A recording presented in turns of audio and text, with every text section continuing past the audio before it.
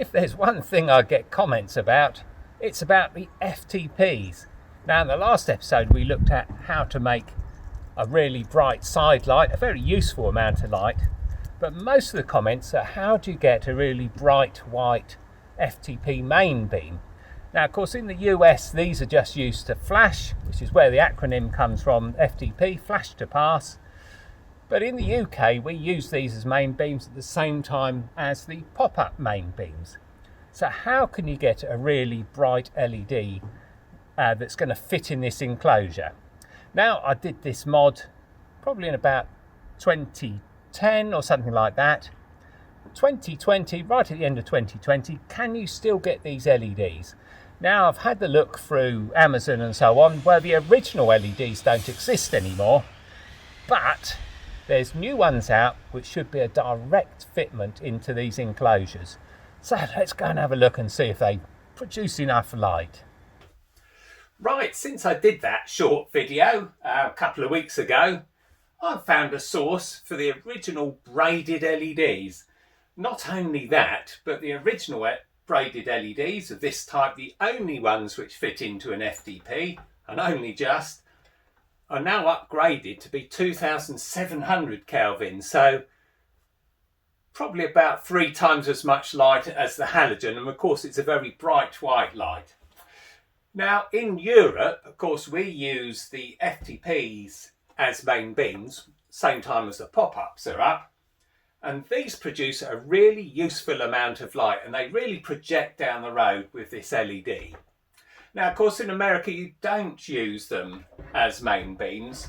I've got a couple of FTPs strapped together here, actually. It's a bit confusing, but I've been comparing light outputs of LEDs. So we have where's my Osram light breaker gone? There it is. So here's the original LED, which is an Osram night breaker. Very nice. 55 watts. Standard halogen. Interestingly enough, they take 55 watts at 12 volts. With our cars running at 13.5 volts or so, that's when the engine's running, they'll demand 75 watts of energy and produce a surprising amount of light. Yeah, they're very bright. Now, when I did the video, I said I'd found another LED which we could try in our FTPs, and that's this thing. I'll try and zoom you in a bit. Let's have a look. Yeah, there we go. So there's an LED available from Amazon and all the rest of it. And they claim it's 160 watts. Yeah, that's not going to happen. Not in an LED of that size. Right, I'll take off my modification to start with. And you can see it's a standard H3 fittings, got a little round bit and a square bit cut into them, and of course they go into the enclosure in that direction, and of course all the light's going to go up and all the light's going to go down, nothing's going to go forwards at all, so absolutely useless that way round. And I'll stick it in the enclosure in a minute and we can have a quick look at the beam pattern.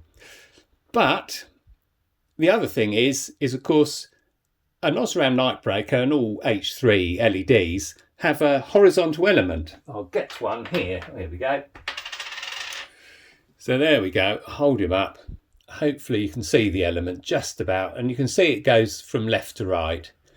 And of course all LEDs that are available in the same orientation do them, well, left to right or up and down. In this case it's up and down, so it's that direction when fitted, so you can imagine that it's not a horizontal LED at all, it's a vertical one, and it just does not mimic an H3 halogen. So there's our two problems. First of all, it's not 160 watts as claimed by Amazon, it's actually 5 watts, and I can prove that in a minute. And we know it's not 160 watts because if it's 160 watts it would melt itself within 2 seconds. Yeah, the more power you put into an LED, the more energy you have to soak away with a heat sink. And this one has just got a sort of metal enclosure. And compared to, let's bring it up. compared to the ones I'm currently using, they have a big braid on them to dissipate the heat. Whereas, of course, our cheapy Amazon one is just a sort of billet of metal and it's not going to dissipate any heat at all. So absolutely useless. So yeah, 5 watts. Now in the USA, if you want to use these just to replace your FTPs, your flash to pass, they'll do just about. That's about the most powerful one I can find that is just a plug-in replacement. Of course, the FTP main beams aren't checked by the lamp control module, so you don't get any errors or anything like that. So don't have to worry about that. So what I do, I think, is I stick it in the way that it's designed to go in, which is so it's facing up and down. Power on. Okie doke. So this is the way that it's designed to be used. I'll get it into the enclosure fully. That's about it. Yep, there's your beam pattern. Yes. It's not great, is it? It's meant to be concentrated, and that's what you get. Okay, simple modification then to it. We'll do that, and then we'll see if it can be used at all. So what we'll do is we've got the LED device. I've got a 12mm washer, A class. So all it does is it slots over perfectly over it, clicks over the skirt. And that means we can have it in any orientation we like. And it also brings it back from the front of the FTP. And that's important because this bit actually hits the construction of the FTP inside it. See if I can show you. Yeah, I'm not sure you'll be able to see it, but I'll poke it around anyway. Yeah, the FTP actually has a cross that goes across it inside, and a cover there to stop any light coming straight out of it, and it all has to be reflected left and right, and it hits the other end of that. Try and have a look at it from the back. Yeah, you can see the cross in there. It hits it, but with that modification then we can put it the other way round and it doesn't hit it. Okay, so we can have it now with the LEDs facing left and right, and it's also spaced a bit further back. There we go, he's in and pretty much aligned again. And now we'll connect the power to that as well.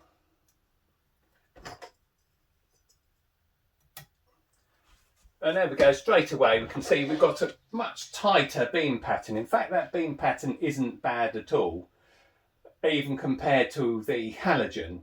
So yeah, I'll just plonk him down there, point him towards the paper. Come behind the camera so I can see that you can see everything. Yeah, there we go. So yeah, not a bad beam pattern at all. But of course it's only 700 lumens, but for a flash to pass, yeah, they're quite effective, and the oncoming driver's going to see that, and they are very digital. They do flash on and off very quickly altogether. So yeah, in the USA, other countries that don't use the FTPs as main beams, then yeah, that's not bad at all. And it will replace a standard halogen, but it's not as much light. So that's really up to you. That's just a sort of cosmetic change. Doesn't provide you any more light, in fact slightly less light. But in the USA, if you're using them as flash to pass, then they'd be perfectly adequate if you want to sort of update the look to match the LED sidelights. They're only a few quid from Amazon, so you can give them a go, buy a washer at the same time, and stick them in, see if you like them. There's no modifications needed to the enclosure at all. All fits in really happily. There's no ballast or anything like that. So it's a direct replacement for an H3 halogen. And there you go. That's sort of part one, modification number one. I'll bring you in actually. Rightio. So what we got now is the top, we've got the 5 watt LED. Bottom, we've got, well, they're about 2000 lumens, and the new type are 2700.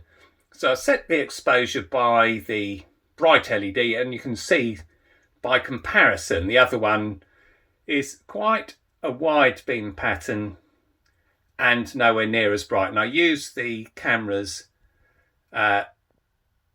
exposure settings, and you can see it's very difficult actually to get the lower one to come out of bloom. So we're in bloom now, and yeah, that's about 4 stops, maybe two to 4 stops, that is. So the braided LED is around about, well, 4 times brighter, but that's what you'd expect. And not only that, of course, the ones you can get now, the updated ones, are twice as bright as that again. So yeah, the braided type, the ones I've got in here, bung out an amazing amount of light. And in Europe and in the UK, using those for main beams, they are fantastic. They really project that much light down the road. Really excellent LEDs altogether. Okie doke, so should we have a quick look at how to do those? So let's have a look at this a bit closer. So there we go, there's the braided one. And the braided one, strange enough, is exactly the same problem as the unbraided one, in that, oh, it's quite warm now, by the way. Yeah, that heatsink really chucks out, gets rid of the heat. Is that by design, it's 90 degrees out again. So here's the LED. I'll put my FTPs down, excuse me. So here's the LED. That's the element itself, that's the die itself. Quite a short one, so it fits into the enclosure pretty well. Doesn't bonk into the internal structure at all. And of course it's all braided, and we splay out the braid a bit once it's in the headlight in the FTP enclosure. Got a little pip at the end, which just fits in behind the cover. I think I nipped it off on one of them, but I don't think there's any need to. So there you go, there's what the LED looks like. And of course it comes with its own power supply. LEDs take a constant current and not a voltage. So this is what this is. This is a constant current supply, and you have to fit it somewhere. As I say, this is all on Meeknet. Righty ho, so here's the LED and its power supply, and here's the back of the FTP. Now, this power supply will fit in this enclosure, but only just. And the only way you can do it, and don't do it if you're not happy about doing it. I was quite happy to do it because I've got quite a few back covers around now. And what you have to do is remove this webbing here and one of the mountings for the rear cover, this bit, the clamp at the back. And so all I did with that, and it's all on Meeknet, undid that screw, whizzed that off with an oscillating saw, whizzed this all off with an oscillating saw, and then this fits quite comfortably in there. You can see there's room for it, and there's room for it to get the wires round and all the rest of it. Bit of a squeeze, and it's sort of arrowdited in place. So of course haven't got that there anymore. So you can see where it goes. It can go right in there, get enough room so you can get the wire back round again. That goes off to the LED. And Bob's your uncle. It is that simple, and as I say, error-free. So that's what you get. That's your standard back panel, back cover, and the loom and all the rest of it. And I've got a few of these just for doing experiments on. So really what I do is I'll quickly go through how it's done using the photographs I did originally. But what we could do is we can check the amount of light produced by, this is the first generation of these LEDs. So we're on to third generation now. And I'll put the link up where you can buy them. And these are really super powerful LEDs. And of course the LED area is quite small. So you don't get so much light spill as you do with these things, which has got a whole bunch of them in a row. So yeah, I think what we'll do is I'll put the halogen back in, and I'll put this in, and we can compare the beam pattern and the amount of light that comes out of the two. Might edit this bit out, but here we go. There we go, that's both of those on. Yeah, wow, that's a surprising amount of light. Right, I'll quickly whiz you up there. And there you go. You can see the LEDs at the top, at the bottom. I'll set the exposure by the Osram light breaker. And you can see that, I do have to check the exposure again. There we go. Yeah, beam pattern's not dissimilar. I think I'll actually bring you in, probably be easiest. Have a better look at the beam pattern and a bit easier to set the exposure. So I set the exposure by the LED, and of course the halogen looks absolutely yellow, doesn't it? Just lock that. Yep, so the halogen looks really yellow compared to the very white LED. I set the exposure by the Osram light breaker, and you can see the LED is starting to bloom. So we've got about twice as much light. Beam pattern's pretty similar in the centre. I'll just whiz you in till it whites out. So the central sort of beam pattern is pretty similar. The LED spreads it a bit further as you go back. You can see it spreads it a bit further. Not a problem for a main beam, of course. You don't have them on when you've got oncoming drivers. So there we go.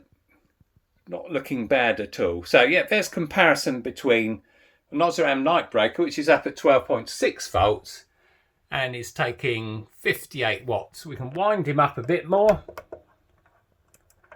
Bring him up to about 14.6 volts. That's as most as we're going to get out. And now it's really chucking out some light, that halogen is. Set the exposure by it.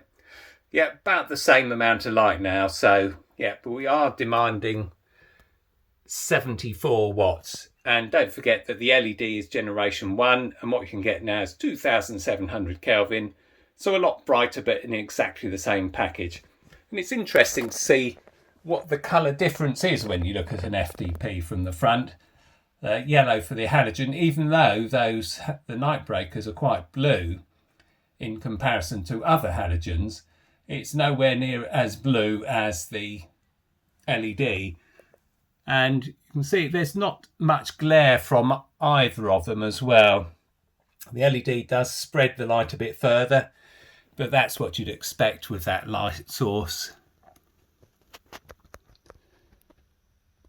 So yeah, you can see straight away that the LED is chucking out a lot of light.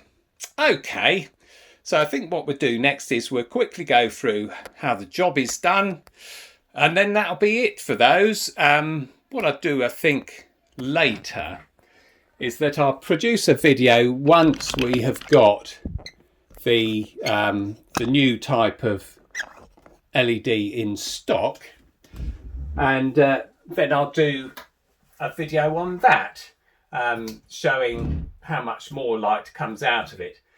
Now, of course, with LED specifications, they are generally all made up.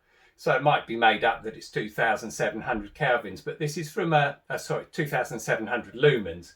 But this is from a reputable source, so hopefully we're all right. And it is the 3rd generation, and it is using Philips Lumens LEDs, so I've got no reason to disbelieve them. But even with the old version, the old generation, 1st generation of them, they're very, very bright. And they're very useful for driving as well, because they really do project that light straight down the middle of the road. Okay, so let's have a quick look at how it's done. Right, well, rather than just going through pictures of how it's done, I thought, well, let's do one. Let's see how easy it's to do.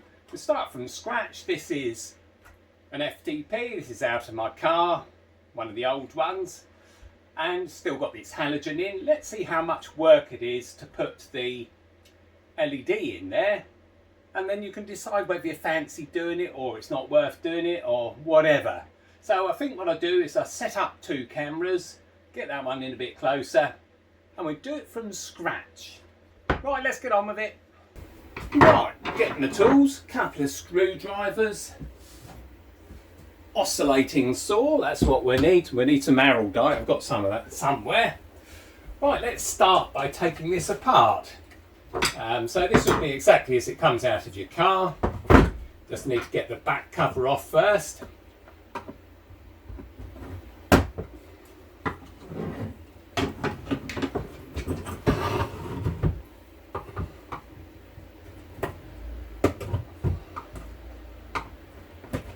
There we go, back cover off. And underneath the cover you'll still have your halogen bulb, and it's just a case of disconnecting that. So there's the spade connector, so that's a female, that comes off of there, and it's got an inline connector and that comes off of there. And we'll put this aside for a minute because we need to work, well I can't put it aside, the loom's still on it. So what we need to do is take this loom out, and the best thing to do is lubricate that. I'll get some WD-40. Here we go. Just a little squirt on that. And then with a little squirt on, they usually come out all right. Dry, they just do not come out at all. They're not in the slightest bit interested. So yeah, a bit of lubrication on him and he's out.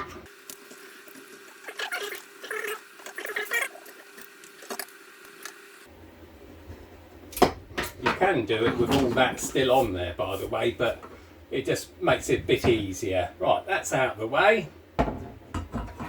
Got our cover. First thing we do is take the two screws off the back. Might need a smaller screwdriver.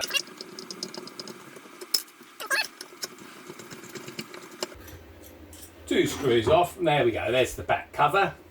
And we've now got to chop out this bit of the webbing and that locating thing. Now I've had to think about this, because usually what I do is I just put it back in with one screw and block up the hole, but what we could do if we really wanted is put a nut and bolt through there, so that would be retained by two fittings, but my one's got one fitting on and seems perfectly happy. Right, hang on, need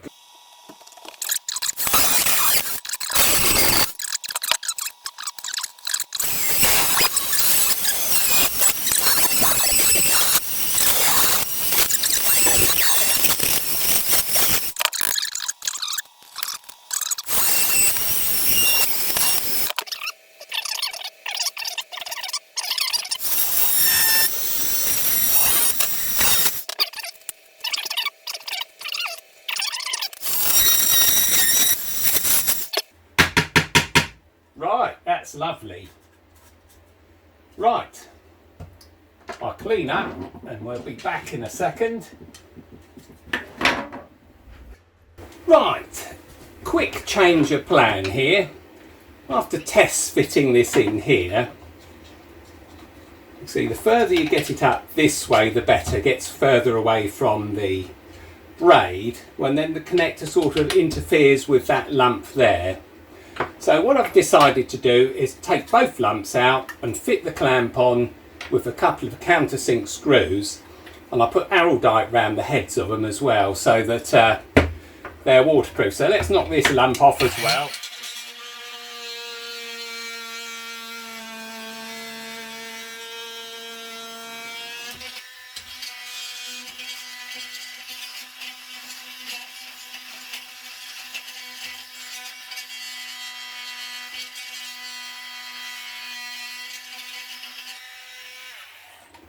There we go, he's off. And we'll countersink that so the head of the screw disappears in there. Haven't got a countersink, so I'm going to use probably a 10mm drill, I should think, something around there. Not going to use it in the actual chuck, because good chance I'll just go all the way through the plastic and that'll be the end of that game. Darryl got the whole thing. So I'll do it like this. A bit more control over it. There we go, that's looking good. Right, lifts up a little lump on it, so I'll whiz that back down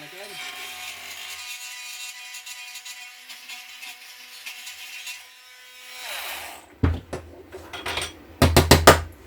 Then our two screws will fit in there.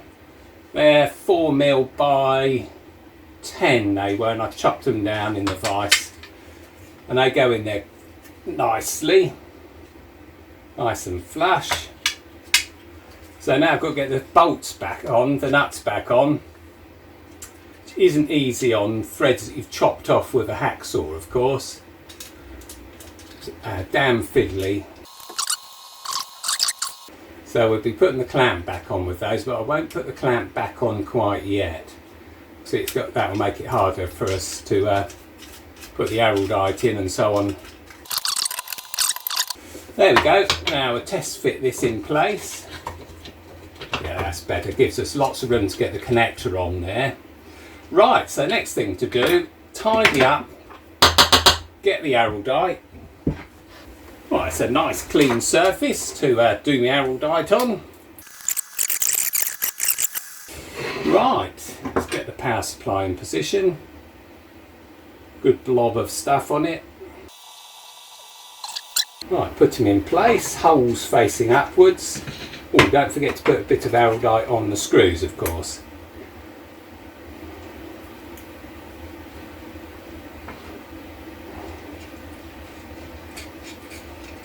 Give it a good squashing in down there. There we go. Right, put him in there. Give him a good squeeze. Get him right in where you want him.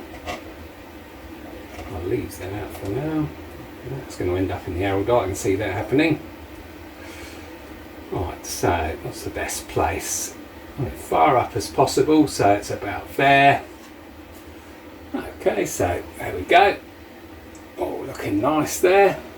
That's a better picture, isn't it? There we go. Right, and I think the best thing for me now is to put that in the vise and yeah, let that set.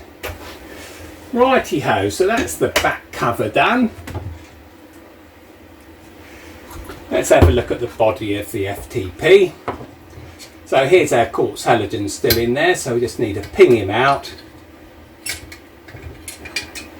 So a nice Osram night breaker, they're very good lights, they are.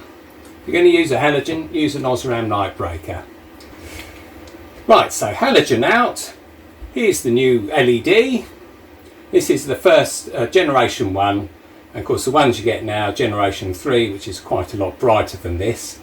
And as we said right at the start, it's got a half circle and a notch, and they're designed to go in that way. That's no good for us, it has to go in the other way.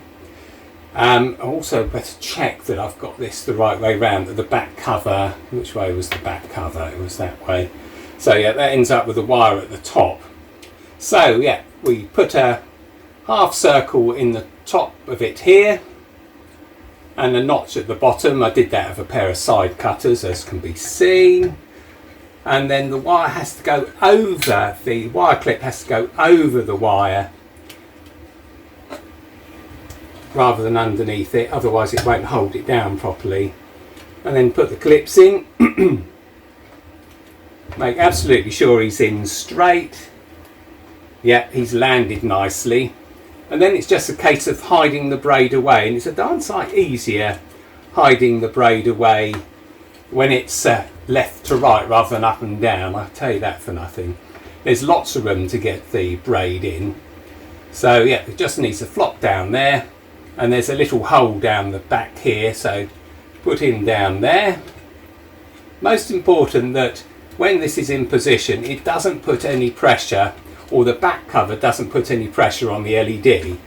And the reason for that is, of course, that if you put any pressure on it, then you won't be able to adjust its beam position. It'll just push the beam down anyway, and you'll never get the beam pattern right. So get that out of the way. I think it goes round and back like that. And then we look at it from the side. Yeah, that pip will probably have to come off. So I'll have to snip him off, find a pair of side cutters.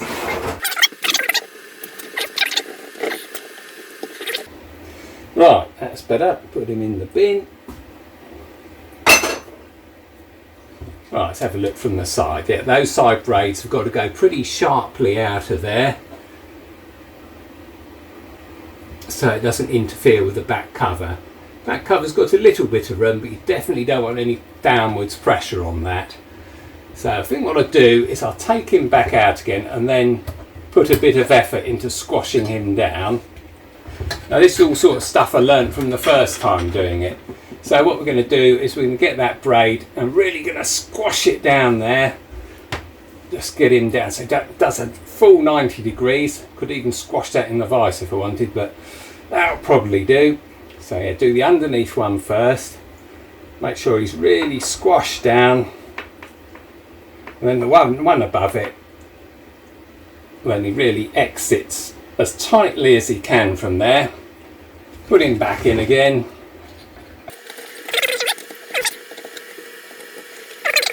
There we go. So yeah, he's nice and flat now, below the level.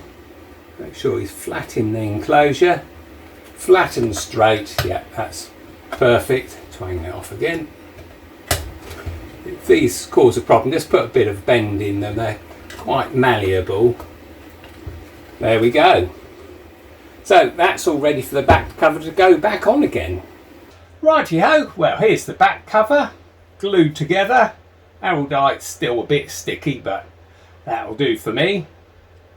Righty-ho, so we can see braid's flat enough. You can also see there is a bit of room in here, not a great deal. So if we align that with that, we can see that, yeah, there's enough room for that.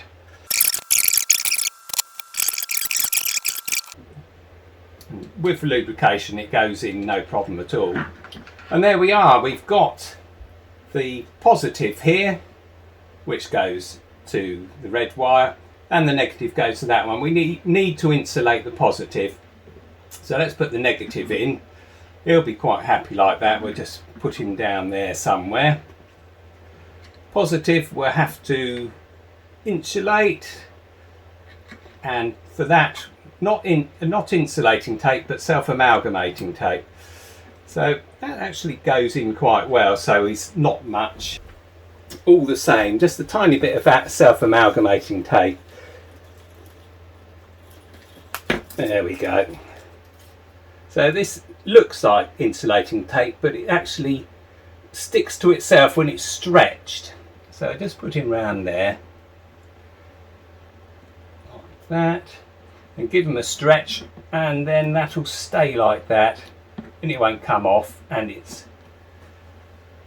waterproof as well. It's used for plumbing, self-amalgamating tape. So yeah, it's not insulating tape, self-amalgamating tape. Okay, so when it goes together, just make sure nothing's going to interfere with anything. Should be enough room around for it to all go back together quite happily. So if you feel it's being squashed by anything, then have a look at it, and so that connector needs to come out there. There we go, he's out of the way. He needs to go up there. And then what you do is you look from the front and just make sure as the back cover goes on, it isn't altering the direction of the beam. And that's looking fine. So clip him back on. Top one, yeah, that's all looking good.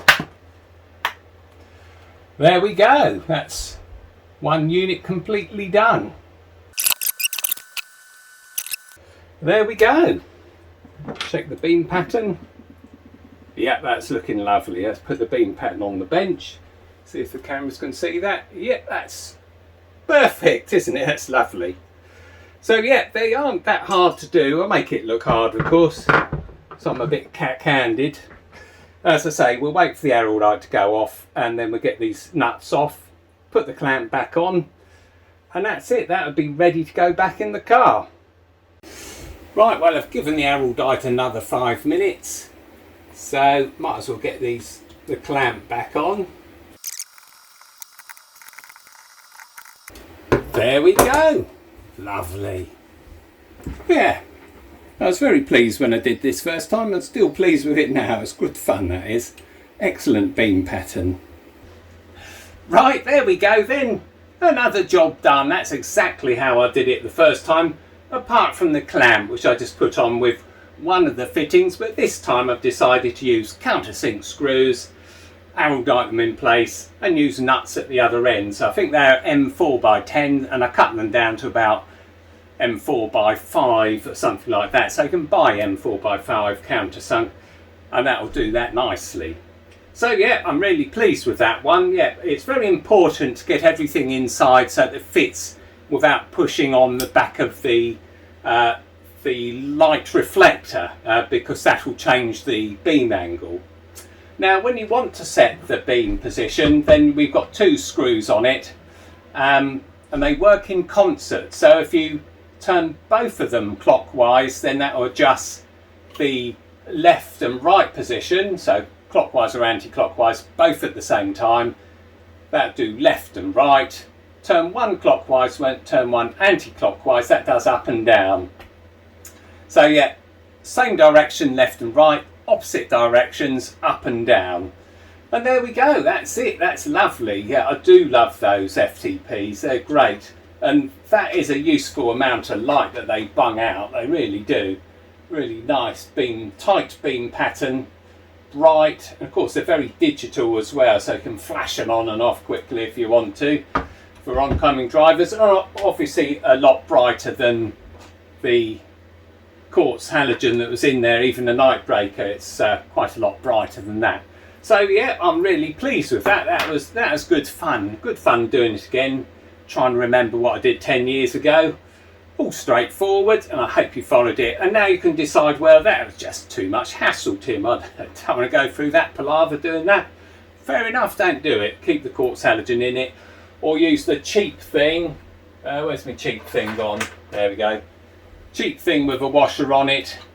Yeah, they're fine for flash to pass. No good for main beams at all in Europe and the UK. No good for that. Decent LEDs, they're good for Europe. But for the USA, you can just use those 5-watt LEDs and they do fine.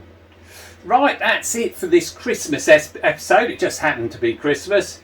And thanks very much for watching. Yeah, thanks for all of this year. It's been jolly good fun. I've done lots of little jobs and it's been good fun doing all of them. Yeah, so thanks very much for watching. Thanks for subscribing and I'll see you later.